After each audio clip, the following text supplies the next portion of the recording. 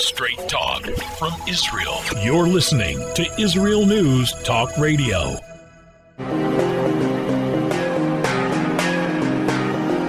Political Hitman.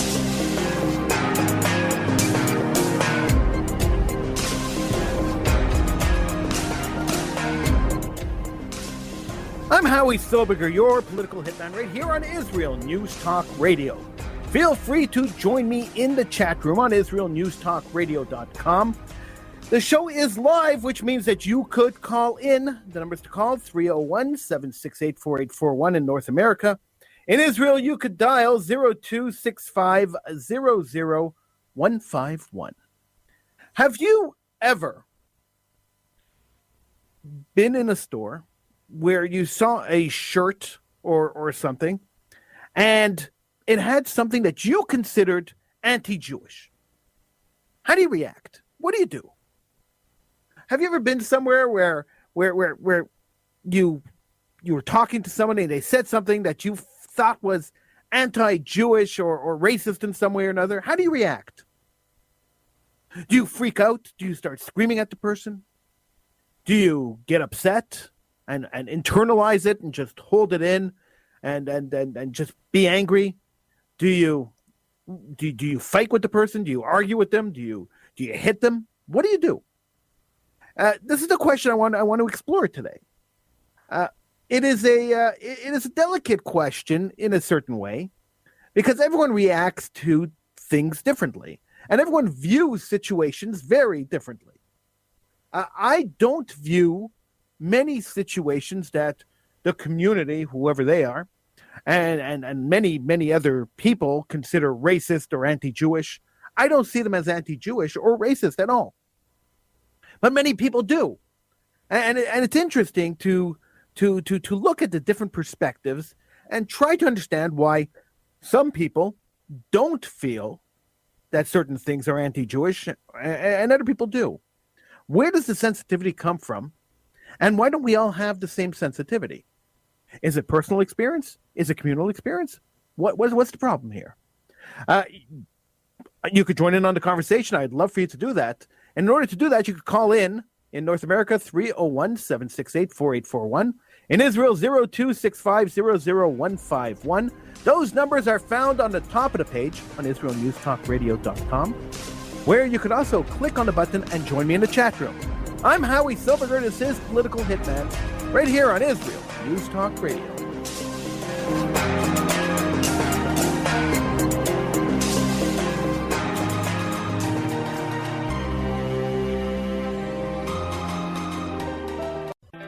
The return of the Jewish people to the land of Israel was prophesied in the Bible thousands of years ago and is coming true today. Shalom. Join me, Josh Wander, on Israel Unplugged. Listen in as we delve into the spiritual and physical aspects of the Jewish return to Zion.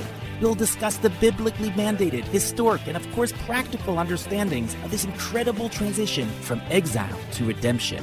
That's Israel Unplugged, every Monday on IsraelNewsTalkRadio.com. Political Hitman.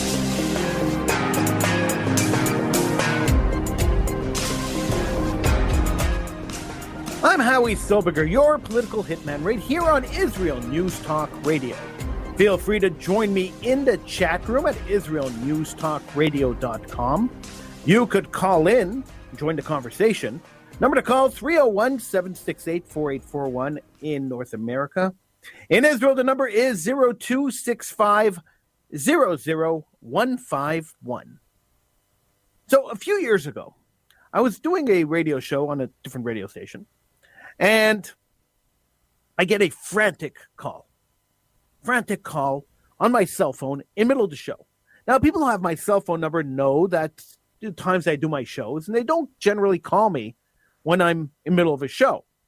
And so when my phone rang, my immediate thought was, this is an emergency. I have to answer the phone. So I went to an unscheduled break, and off we went, and they went to commercial.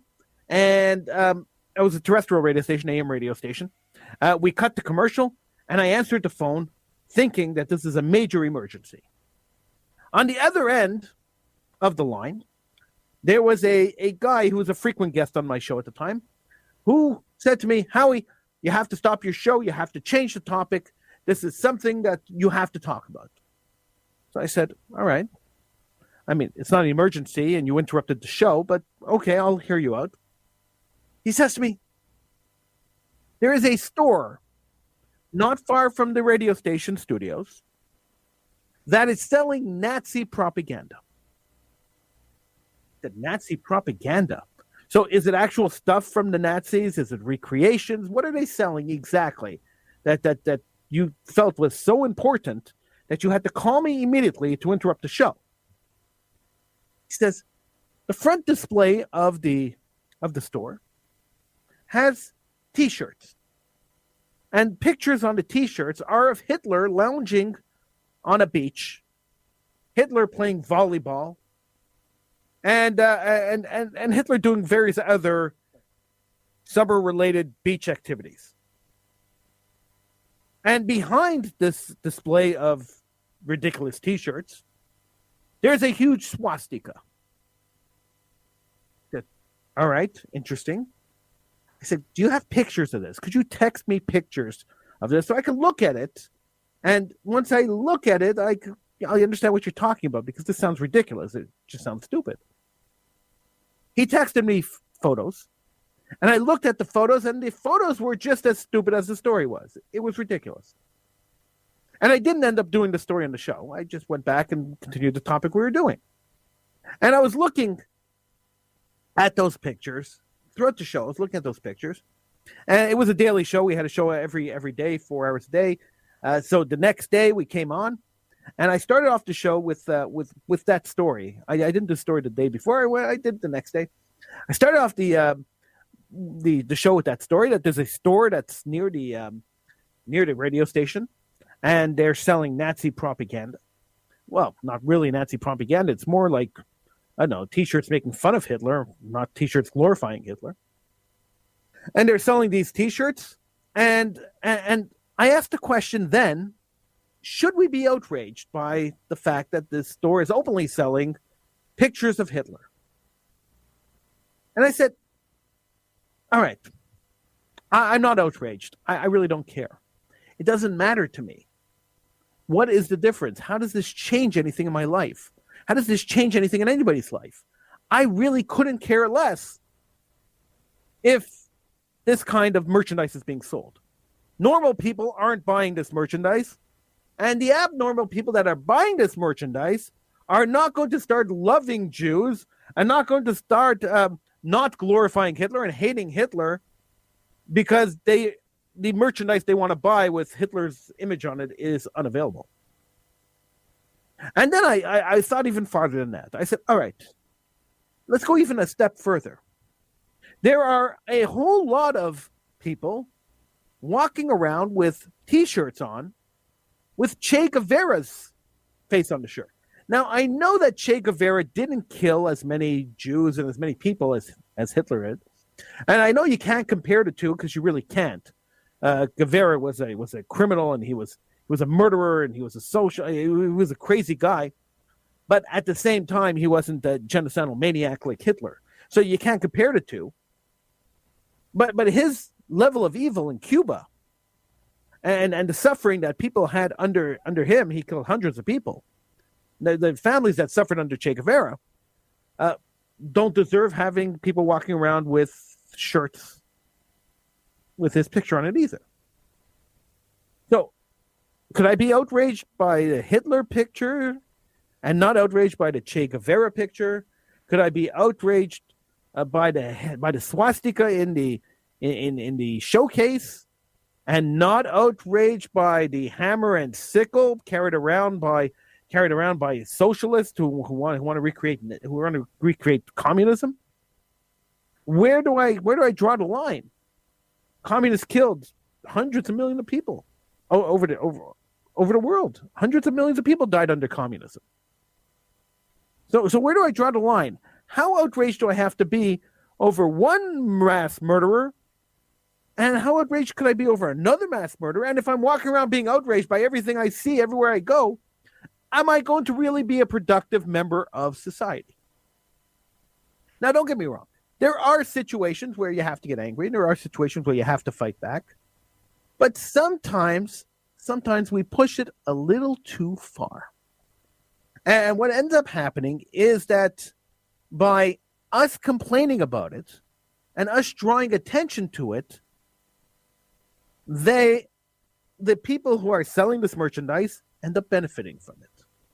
Case in point, there is a website that I had never heard of before called Gear Bubble.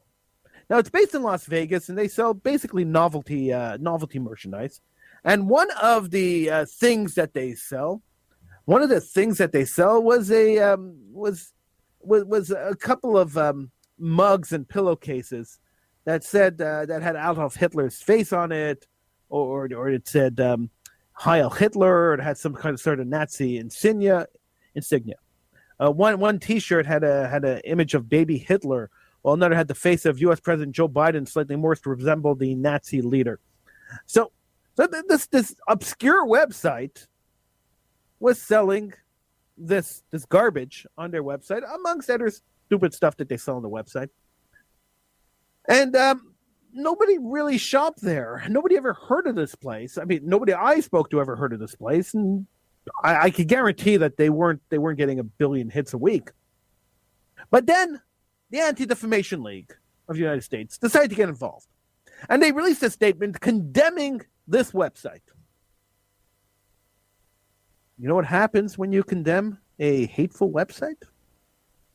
Suddenly, all the haters who are sitting in their living rooms, who you may not know are Jew haters, or you may not know are people who support that kind of regime, go out to buy the merchandise to support the website. All the people who don't believe in censorship and cancel culture go to that website to buy merchandise to support the website. So suddenly, from an obscure website, this website started selling millions of dollars worth of merchandise, all because the Anti-Defamation League condemned it for carrying a Hitler T-shirt or a couple of Hitler T-shirts. So is it really worth the effort to chase after every obscure, minute, little website selling garbage? Is it really worth it? I don't think so. I think it's a waste of resources. I think it's a waste of time. I don't think we should be spending our time even thinking about it. Why do I care what the haters say about me or what the haters think about me? I'm not going to change their mind. They hate me. I'm not going to change the mind of somebody who supports Nazism. I'm not going to be able to change their mind by taking their merchandise away. It's only going to encourage them to hate me more.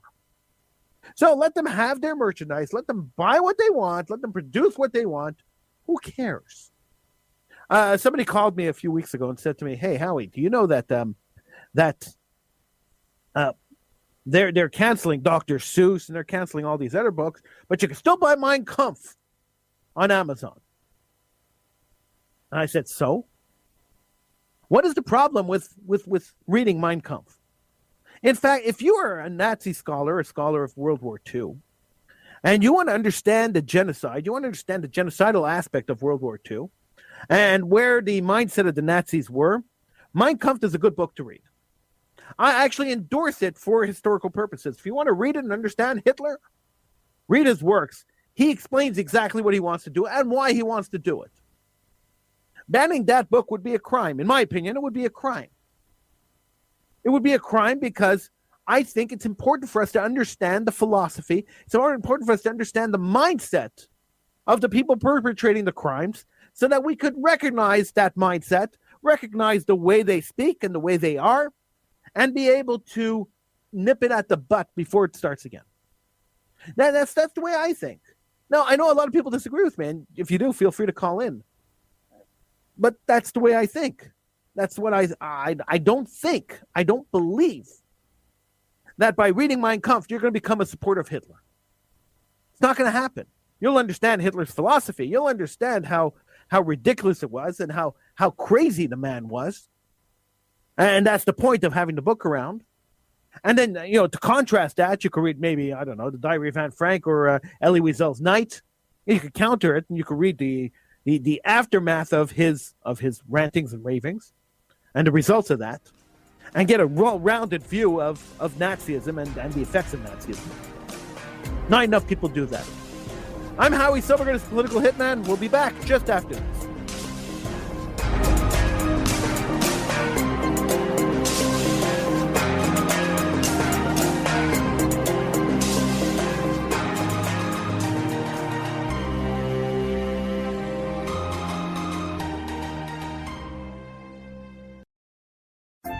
Hi, everyone. This is Andrea Simento from Jerusalem, inviting you to drop everything and join me on my show, Pull Up a Chair. We'll visit this week's quirky stories, meet fabulous guests, and discover my Israel. Together, we'll laugh, shout, and explain the topics that make us say, hey, we've got to talk about that. So get comfortable and pull up a chair with me, Andrea Simento, every Thursday on Israel News Talk Radio.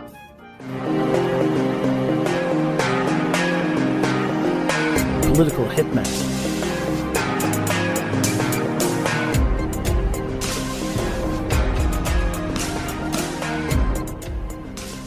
I'm Howie Silberger, your political hitman, right here on Israel News Talk Radio. Feel free to join me in the chat room on IsraelNewsTalkRadio.com. You could call in. The numbers to call, 301-768-4841. In North America and Israel, the number is 02-6500151. Of course, you didn't write those numbers down. I know you didn't. But don't fret. Don't get upset. Don't get nervous. You can always get those numbers on the top of the page on IsraelNewsTalkRadio.com. And you can always click on that button to join me in the chat room. So you see, life is good when you go to IsraelNewsTalkRadio.com. So, I know that I'm going to get emails this week complaining to me that I'm doing this show, that I'm saying that it's okay to read Mein Kampf. There are people out there who feel that it's not okay to read Mein Kampf. There are people out there who tell me it's not okay to talk about the topics you talk about on the radio. There are people out there who tell me that sometimes you take it too far, and by taking it too far, you are hurting the Jewish community. You are hurting the state of Israel. You are hurting people rather than helping people.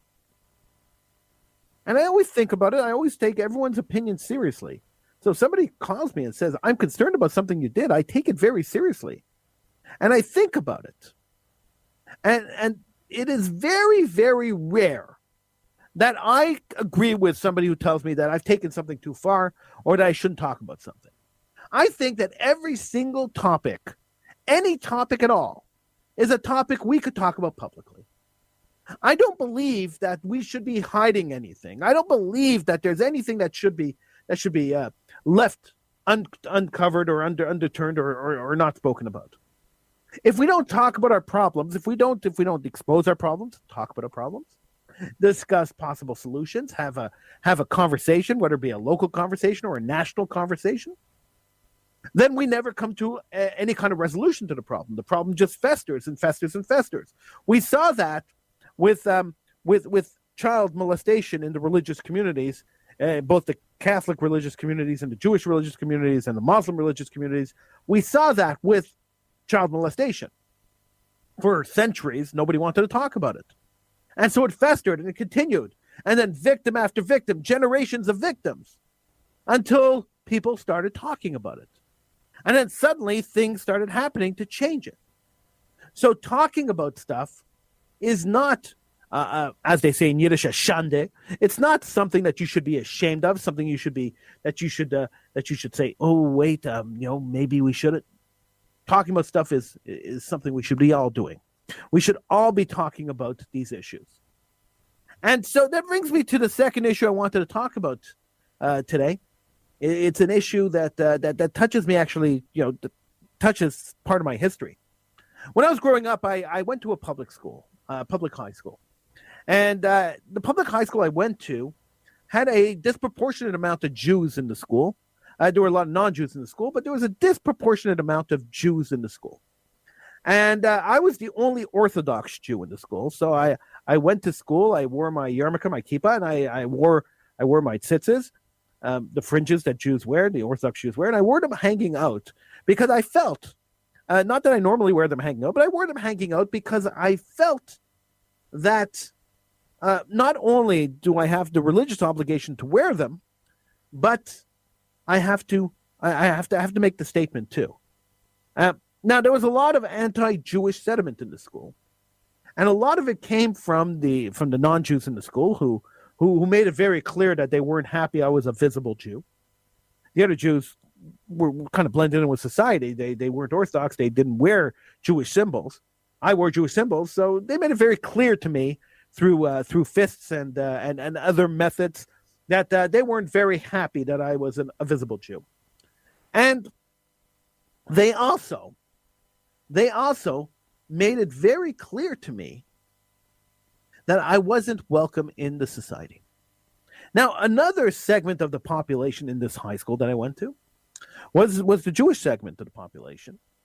And some of those assimilated Jews, some of them were very, very assimilated, were on the student council. And my graduating year, they were talking about prom. Now, what kid doesn't want to go to prom? Like, really? So I wanted to go to prom. And it was scheduled for Friday night. Now, the prom committee was chaired by Jews, and the entire prom committee was Jewish. And I approached the prom committee, and I said, listen, I know I'm the only Orthodox Jewish kid graduating from the school. I realize this. And I'm asking you to do something that normally I wouldn't ask you to do. I normally don't ask people to make exceptions for me.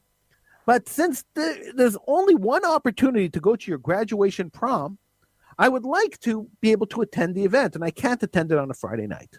Is it any possibility that we could move the event from Friday night to Saturday night? So I could come after Shabbat, I could come to the prom. They answered me, they said, listen, we would love to do that, but we can't. The hotel is booked, and this is the only slot we were able to get in the hotel that we're having the prom in. So I asked them which hotel, and they told me which hotel. Coincidentally, I knew the hotel owner. He was a friend of mine's father. I knew who the hotel owner was. So I went and I called the hotel owner, and I said to the hotel owner, listen, I would like, this is the problem. I explained what the issue was. And I said, would it be possible to call the other school that has Saturday night or Sunday night and flip the dates? So they'll be on Friday night, we'll be on Sunday night. There's still plenty of time till prom. We were in March or something, and prom wasn't until June. So there was plenty of time to change it. Do you think that, that there's another school that wouldn't mind moving it? And he said, you know what? Honestly, there's two other schools that are on Saturday night and Sunday night, and they didn't care what night they were on. They just wanted to be on one of the nights. So, yeah, they'll go Friday, they'll go Saturday, they'll go Sunday. They don't care. So I said, great. I said, I just have to get permission from the committee to move the date because the committee makes these decisions. I went back to the committee, and the committee told me, no, we're leaving it on Friday night. So I never ended up going to my prom, even though we could have made the arrangements.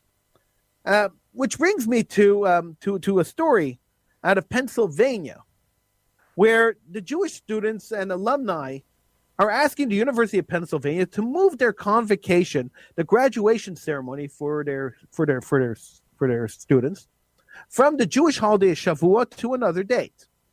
Right now, it's scheduled for May 18th, which is the Jewish holiday of Shavuot, a festival that celebrates the giving of the Torah at Mount Sinai. And religious Jews can't attend the ceremony. Now, there's only one or two religious Jews in the graduating class at the University of Pennsylvania.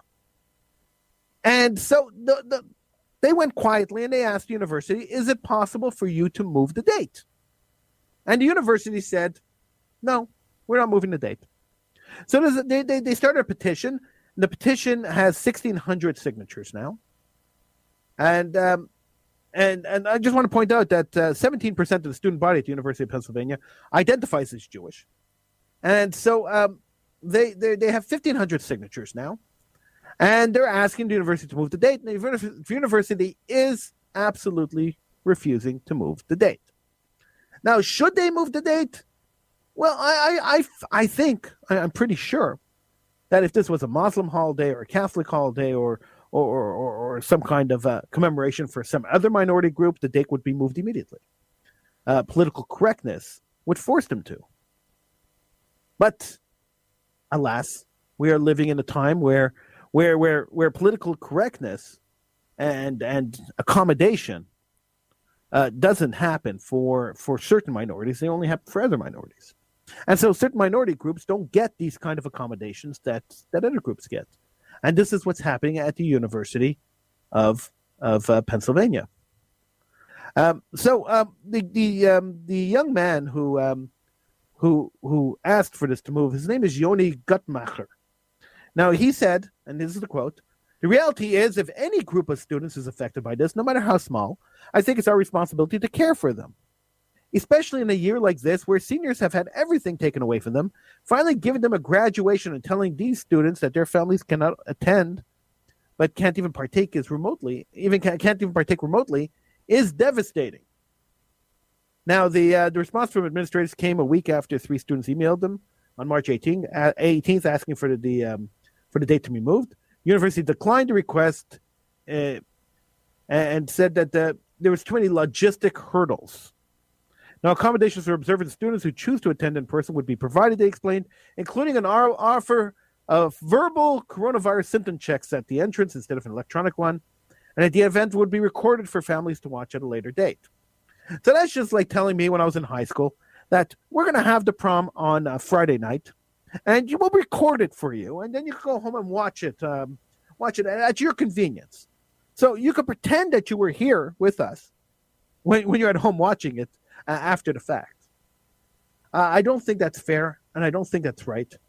And I really hope that the University of Pennsylvania changes their mind, and I really hope the pressure from the Jewish community and the pressure from the other communities, I hope that other minorities get up and say, hey, listen, this is not fair, and we must stand up, and we must fight this as strenuously as possible.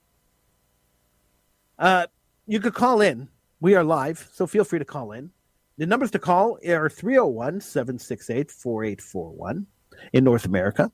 In Israel, the number is 0265000151. You could join me in the chat room by going to israelnewstalkradio.com and clicking on that big button on the top of the page that says chat room. And the conversation in the chat room is always interesting. It's been going for the whole show, and it's really fascinating. I monitor it. I can't really respond to it while I'm doing the show, but I monitor it, and during the breaks I answer some of the comments. We'll be right back. This is Political Hitman. I'm Howie Silverman.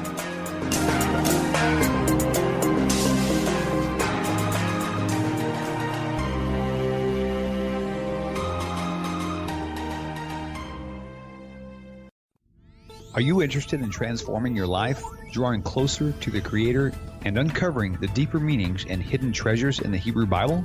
Then join me, Rav Yitzhak Michelson, And me, William Hall, on the Science of Kabbalah, where we are seeking to narrow the gap between what we understand of our physical and spiritual worlds. So make sure to tune in every Tuesday at 5 p.m. Israel time, 10 a.m. Eastern Standard Time, here on Israel News Talk Radio. Hello, I am Walter Bingham. If you want to hear the news behind the news and the true perspective on world affairs, then the Walter Bingham File is the program for you.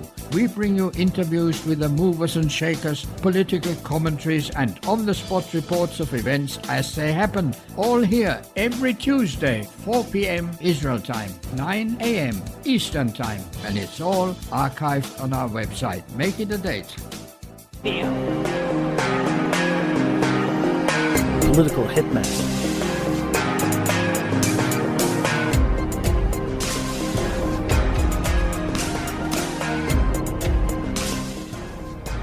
I'm Howie Silberger, your political hitman right here on Israel News Talk Radio. Thank you so much for joining me. Feel free to join me in the chat room on israelnewstalkradio.com. You could call in. The numbers to call in North America, 301-768-4841. In Israel, the number is 0265000151. Those numbers are, of course, on the top of the page at israelnewstalkradio.com. It's a great website. I don't know if you ever visited that website. It is a great website. So visit IsraelNewsTalkRadio.com and join me in the chat room right there on IsraelNewsTalkRadio.com. So we were talking about, well, we've been talking about a lot of things, but really the issue comes down to Jew hatred and anti-Jewism, and how do we react to that? So are there situations? Of course, there's situations like the University of Pennsylvania, Penn State, where we have to react to what is not an anti-Jewish action at all. It's just an action of convenience. It's not convenient for the Jewish students, but it's not an action that's targeted at the Jewish students. Now, I've heard people say that this is anti-Jewish, that Penn State is anti-Jewish, and that's not true at all. They're just not willing to make the accommodation, they're not willing to change the date. That doesn't make them anti-Jewish. So we tend to throw this word, anti-Semitism, we tend to throw this word out willy-nilly. Everything's anti-Semitic. And you know what happens when you use a word too much? You know what happens when you overuse a term where the term has a specific definition, and you take that specific definition, you overuse it, the term becomes meaningless. And this is what's happening in politics in the U.S. When they use the term Nazi, the term becomes meaningless. Suddenly the evilness of the Nazis gets diminished by the use of the term Nazi all the time. So if everybody's a Nazi, from George Bush to Ronald Reagan to Donald Trump, then the actual Nazis couldn't have been that bad. Now, we've dumbed down education right around the world, and we don't teach history anymore. I mean, not to a great extent. And the survivors of the Holocaust have unfortunately passed on. There aren't very many survivors left to give firsthand testimony on how evil the Nazis were. So using the term Nazi to describe everything from Donald Trump to Ronald Reagan cheapens the term Nazi. Using the term anti-Semitism, as often as some organizations in the Jewish community have used that term, has cheapened the term anti-Semitism, which is why on this show we only use the word Jew hatred. I just used the other term to explain this to you, but we only use the term Jew hatred. Let's be clear about what we're talking about. We're talking about people who hate Jews. You're a Jew hater. We're talking about Jew hatred. Anti-Jewism is the way I like to refer to it. People think I'm crazy when I say this, but I like to be very specific. If you're a child molester, I'll call you a child molester. I'm not going to call you a pedophile. What do I have to hide under these fancy terms? You're a child rapist, you're a child rapist. You're a child molester, you're a child molester. I'm not going to hide behind terminology to soften the blow. There's no reason to soften the blow. You know, it drives me crazy now. Anything you look at, anything you watch has what they call a trigger warning. So people get triggered by certain things. What does triggered mean? They get upset.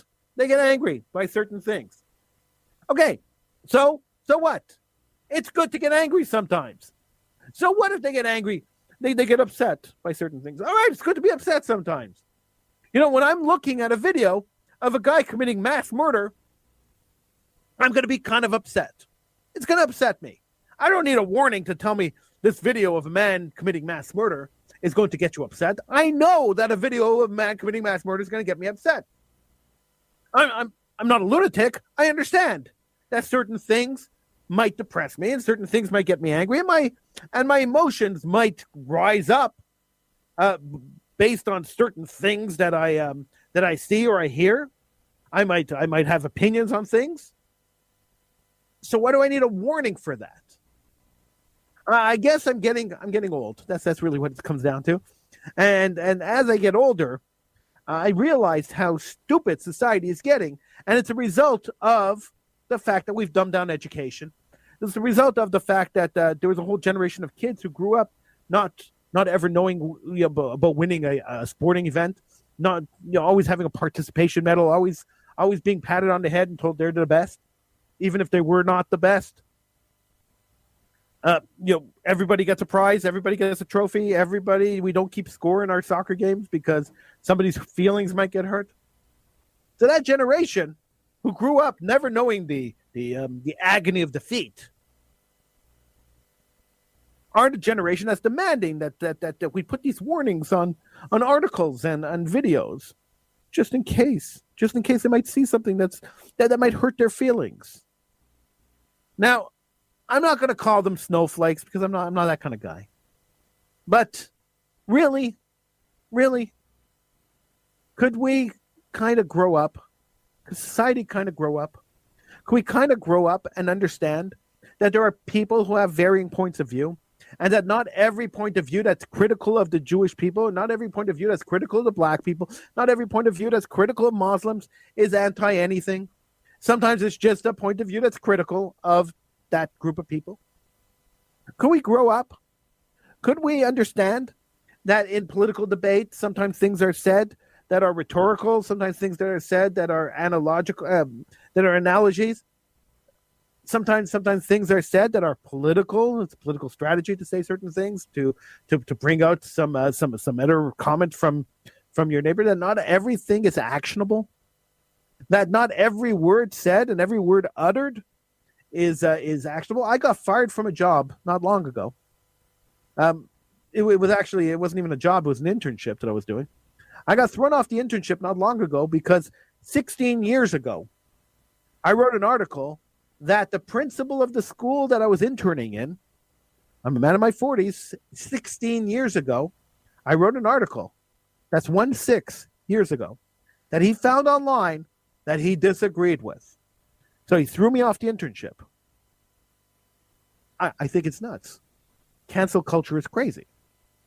And living and allowing it to happen and not fighting back means that we are as responsible for cancel culture and for this kind of lunacy as the people who are perpetrating it. If you are silent, you're accepting it. And I refuse to be silent. I fought back. I fought back because when you're in these programs, these professional programs, and I was in a professional training program, if you're thrown off an internship, if you are removed from an internship, you're out of the program. They throw you out of the program. So you work 4 years to get your professional degree, and then you're in the last internship and they throw you off. You get thrown out of the program. You never graduate. So I fought back and I threatened to go to court with them because last time I checked, we're still living in a world where we have the right to express ourselves. Now, you could agree with me, you could disagree with me, we could argue all day. I could argue with you from morning to night. It doesn't mean that my point of view is wrong, and it doesn't mean that your point of view is wrong. We might both have varying points of view, but both our point of view could be correct because we're entitled to have different opinions. We are entitled to look at the world from a different perspective. We have that right. We should have that right. It should be a God-given right to everybody that we should be able to look at the world from different perspectives and discuss it with each other without unfriending people and calling people Nazis and complaining and fighting and screaming. We should be able to do this as human beings, as rational, normal human beings. But then again, maybe I'm giving the human race too much credit.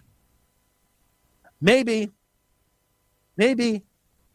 I'm just expecting too much. A couple of years ago, one of my former guests on the show, on my other show, who decided that he didn't like my politics anymore, so he left the show.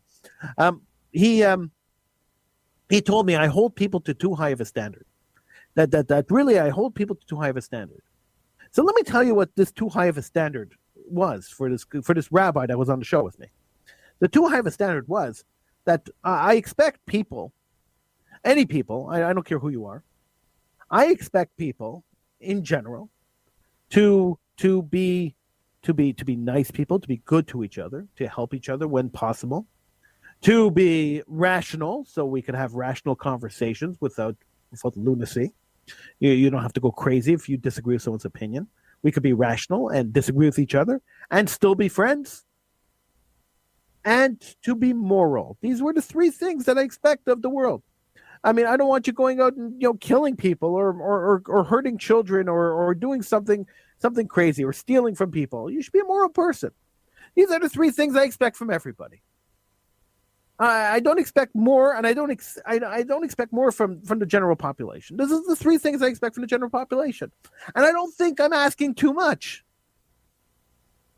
I don't think it's a huge request that you be a good person, you be a moral person, and you help people. I don't think it's asking too much. But I was told I hold people to too high of a standard. So maybe thinking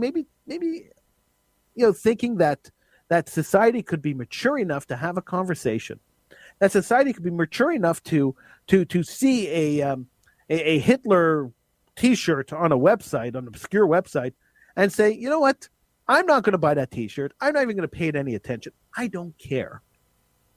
If we all did that a little more, the world would be a much better place to live, wouldn't it? Well, I think it would. I could be crazy. I don't know. Maybe I'm crazy and you're normal, and the world's normal. I have no idea. But either way, this is the way I think. I'm Howie Sullivan's Political Hitman. I will see you again next week. Thank you for listening.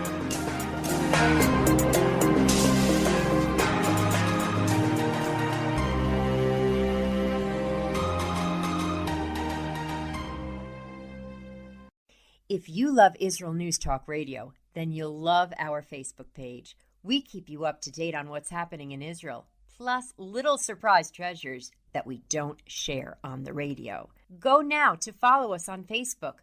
Just look for the Israel News Talk Radio Facebook page, and don't forget to subscribe and follow us by clicking on the like button. We post great stuff there that you'll want to share. Israel News Talk Radio on Facebook and Israel News Radio on Twitter.